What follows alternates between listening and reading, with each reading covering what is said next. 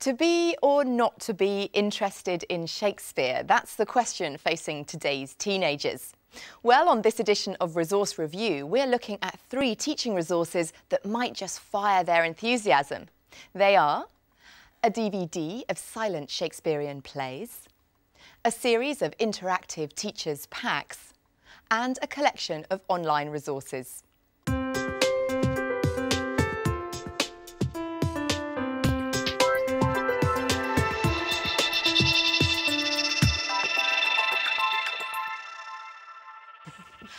Recommending today's resources, we have Angela Rideout, who is the Secondary National Strategy Consultant for Hounslow Local Authority. On the panel today is Dr. Melanie Pope, Assistant Professor in English Education at the University of Warwick, and Colin Hinson, a freelance education consultant and author. And we have our very own strolling player, Matthew Tosh, who we've sent into schools to see the resources in use. Well, Angela, let's talk about your first choice of resource for us today, and it's a DVD called Silent Shakespeare from the British Film Institute. What's on it and why do you like it? OK, I like it because it's a fantastic compilation of early cinematic versions of Shakespeare's plays. So you have King John, The Tempest, Midsummer Night's Dream, Richard III. A whole load. And because they are early 20th century versions, they are silent. And I think because they're excerpts, you can use them with a range of key stages and across the ability range. So this is something that a teacher would be using in the classroom with their pupils? Absolutely. Wealth of opportunity available to compare extracts but also focus on particular plays. OK. Well, now let's go over to someone who's rarely silent, Matthew Tosh. He visited Karen Bird and her Year 10 class at King's Langley Secondary School in Hertfordshire to see what they think of silent Shakespeare. According to Mr. Shakespeare in Much Ado About Nothing, silence is the perfectest herald of joy. Well, let's see if the Silent Shakespeare DVD can indeed bring joy to Karen Bird's Year 10 class. So we're going to watch the film first, then I'm going to pick out particular characters for you to look at, and you're going to write and tell me what you think those characters are like. The Silent Shakespeare DVD is not really designed as an education resource, so how have you been using it today? I used it really to look at the way that characters are created. We looked at the fact that there wasn't any language used, and then we took away the fact that we've got pictures and we worked on creating the language that is used to create a character. See if you can work out who the characters are. We heard Helena, Demetrius, Lysander. We looked at the film itself first and we picked on 2 of the characters. I asked them to look particularly at Bottom and Puck.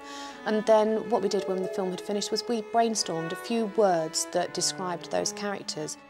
And from that, from those simple words that they'd written down, I asked them to expand their characters and write their own character creatively.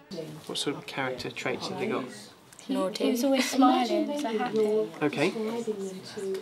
Did you find you could pick up on that, though? Because there was no talking in there. How did you... Facial expressions. Facial expressions.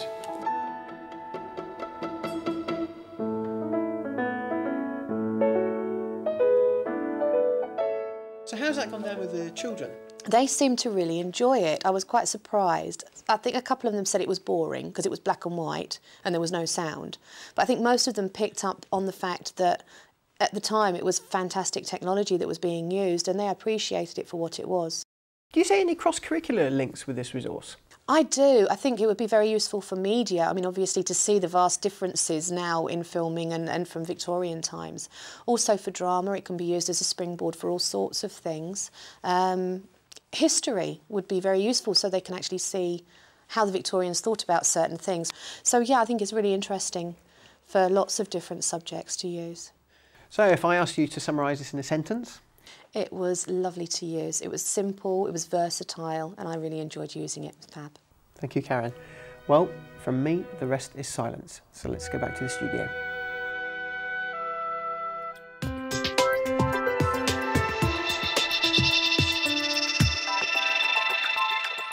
Well, Melanie, let's come to you. What do you think of Silent Shakespeare? I think this is an absolutely fabulous resource. I loved it. I can see so many applications for this in the classroom, from the Year 7 pupils who are maybe just getting an early experience of Shakespeare and just getting experience of the plot and the action, because Shakespeare was about theatre. He wasn't about writing and sitting down and reading text. He was about theatre and action, and it gives a sense of that. But I think it also gives the more critical readers right up to A-level the opportunity to really interrogate these as texts in their own right and to relate them back to the original text. Colin, would you agree? Yeah, I have to. I mean, it was a fantastic... I had to watch it twice. The first time I watched this, I just got lost in it myself and I just enjoyed it, you know, from beginning to end. And I thought, I've got to watch this again, actually, and try and put myself in the shoes of a secondary teacher. As you were saying, there's so many ways in which this can be used. It can be used in drama, you know, so the pupils can actually then reenact a piece of Shakespeare themselves, silently. Now, there is a commentary on the DVD that can be used, switched on or off. Would you advocate teachers perhaps making use of that? I think, as with all resources, what the teacher needs to do is to look at it and decide what's most appropriate for the learning needs of their students. So you consider the learning objectives and the intended learning outcomes that you want to try and achieve for that particular class and make use of it where it's appropriate. OK, well, thank you all very much. Angela, let's move on to your second choice of resource, and it's here on the table. It's the Teach It interactive pack for Key Stage 3. Now, what are in those folders, and again, why do you like it? We have a series here based on the plays that are currently set for SATs. And each pack contains an interactive CD-ROM as well as hard copy version of the materials.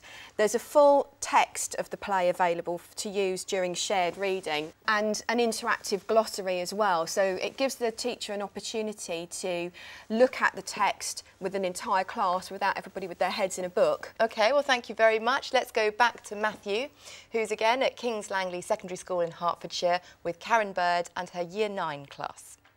The Collins Teach It Key Stage 3 interactive packs are customisable and updatable titles for the teaching of Shakespeare. With each one you get the full text of the play in question. Here we've got The Tempest, and you get it in hard copy format which you can photocopy. Each text contains a glossary and translation of key terms. You've got it at the bottom here of the hard copy. But the interactive version allows you to click on them and you get the definition coming up on the screen like that. Now, in the file, there are over 40 lesson plans that you can work from. And on the CD-ROM, for the whiteboard, there are lots of ICT activities that children can interact with, like this one here. This is where you have to put the characters into order of importance.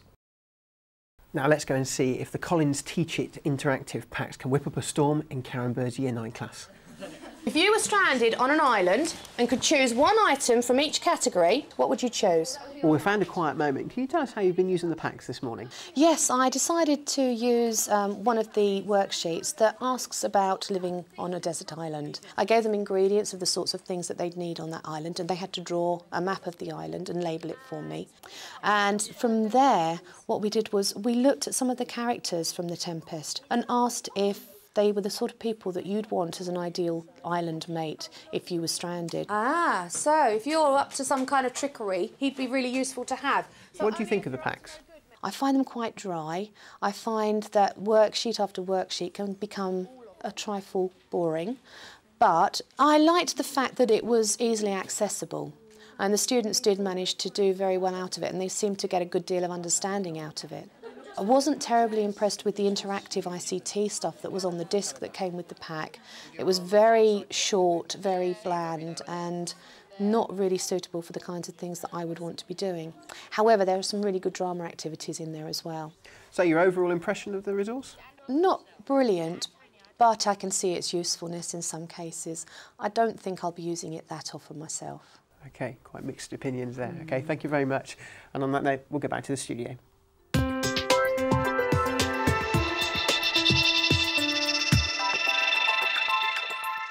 Well, Angela, Karen, not such a fan of your second choice. What would you say to her comments?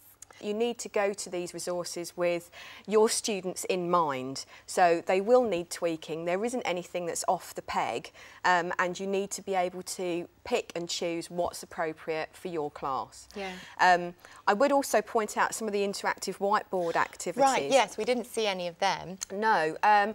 Here's just an example of one, which in this case is a multiple choice activity. And if you had a form of interactive voting software within your class, you could ask the students to select which genre they think the play Romeo and Juliet is, and that would then be a stimulus for discussion as opposed to a start and finish point. Well, Colin, what did you think? Well, when I was going through this, the first sort of word that went through my head was, worksheets. A lot of them. And I have to admit, I'm not a big fan of worksheets, but then I looked on the CD-ROM and realised that those worksheets are available on there as Word documents. And this, I felt, was extremely important and a really, really good resource, because what it means is that teachers can actually produce bespoke worksheets. Melanie, what did you think? I mean, I think it's very tempting as a teacher to see this as a full bespoke pack, and I don't have to plan too much because it's already done for me. And I completely agree with Colin about the worksheets, and I too saw worksheets and thought the last thing I really want to see is Shakespeare by worksheet. But I think if they're used really, really carefully, as Angela said, with your pupils in mind and the learning outcomes that you want, I think this is a helpful resource. Well, Angela, now let's move on to your third choice of resource, and this is part of the DCSF website, the standard site Improving the Teaching of Shakespeare. So, Angela, there are so many websites out there. What is it about this one that you like? Okay, well, this is the home page, so when you first come to the site, this is what you see. There are a collection of teaching resources, but you'll see that there's a whole collection here on generic teaching approaches for students working throughout the secondary sector. So there are lots of materials for teachers to use, including stuff for students working below level 4, and we've also, this is my favourite part, the Globe have provided us with downloadable extracts from the performance of A Much Ado About Nothing, and some interviews with the actors and the director, and I've seen these used in class with students, and it's gone really well. Well, it looks quite intriguing. What do the panel think? Melanie? I think resources like the link to the Globe website, generally I'd use probably in the same way as the Teach It resource. Think carefully again about how I'm using it, which pupils I'm using it with. For me in this resource, it was the guidelines that I found most interesting, because I particularly like the emphasis on performance and the way that the objectives had been grouped specifically for teachers to enable them to focus on character, themes and imagery and language, and then performance. Colin?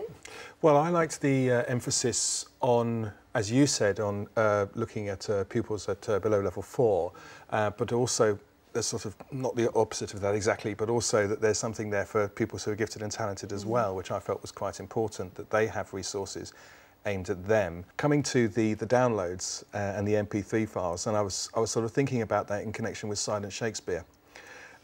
It's the opposite, isn't it? Yes. That we have the words, but not you know, the imagery, if you like, the actual drama in front of you. And so I thought that would be again a fantastic resource for use in the classroom for producing dramas, listening to that for their own drama workshop. Well, thank you all very much. I'm afraid that's all we've got time for today. But to recap, the 3 resources that we looked at are the BFI Silent Shakespeare DVD, Shakespeare Teach It Key Stage 3 Interactive Packs published by Collins and Teach It, and the standard site, Improving the Teaching of Shakespeare, from the Department of Children's Schools and Families. For more information about the resources that we've discussed, go to our website. It's teachers.tv/resource review, or email us resourcereview@teachers.tv. A big thank you to our panel, to Angela, to Melanie and to Colin. Thank you for watching, and we'll see you next time on Resource Review. Bye-bye.